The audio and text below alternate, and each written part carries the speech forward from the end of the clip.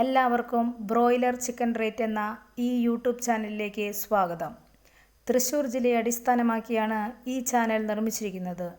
ജില്ലയിൽ പല വിലയിലാണ് ഇപ്പോൾ കച്ചവടം പുരോഗമിക്കുന്നത്. ഈ കോവിഡ് കാലത്ത് ഈ മത്സര കച്ചവടത്തിൻ്റെ ആവശ്യമുണ്ടോ എന്ന് സ്വയം വിലയിരുത്തുക.